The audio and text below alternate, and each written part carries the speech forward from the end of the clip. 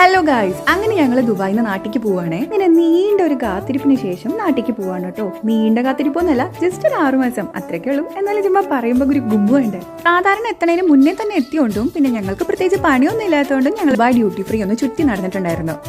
അപ്പോഴേക്കും ഇവിടെ ഒരാൾക്ക് നല്ല ഉറക്കമൊക്കെ വന്നിട്ടുണ്ടായിരുന്നു. ചെക്കൻ ഉറക്കം വന്ന് പിമ്പിരിയെ നിൽക്കുമ്പോഴായിരുന്നു ഒരു ഫ്ലൈറ്റ് അതിൽ കൂടെ പോയത്. പിന്നെ അങ്ങോട്ടേക്ക് ഇവിടെ എയ്റോപ്ലെയിൻ കാണാനും പറഞ്ഞ് പിന്നെ അവൻ അവിടെ നിന്ന് കയറിയിട്ടില്ല. പിന്നെ ചെറപറ ഫ്ലൈറ്റ് ആയിരുന്നു. പിന്നെ ബോർഡിംഗ് ഒക്കെ സ്റ്റാർട്ടായി. ഫ്ലൈറ്റിൽ കയറാനായപ്പോഴേക്കും പാച്ചുവിന് നല്ല ഉറക്കം വന്നിട്ടിരിക്കുന്നുണ്ടായിരുന്നു.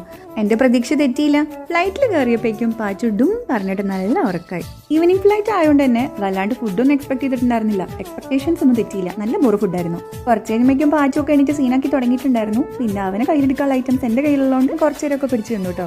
അങ്ങനെ ഞങ്ങൾ വെട്ടിയൊക്കെ കളക്ട് ചെയ്ത് പുറത്തേക്ക് ഇറങ്ങിയപ്പോൾ ഇവിടെ 2 പേര് വെയിറ്റിംഗ് ആയിരുന്നു കേട്ടോ. നമുക്ക് വേണ്ടിയിട്ടുള്ള വെയിറ്റിംഗ് അല്ല കേട്ടോ, കൊച്ചിന് വേണ്ടിയിട്ടുള്ള വെയിറ്റിംഗ്.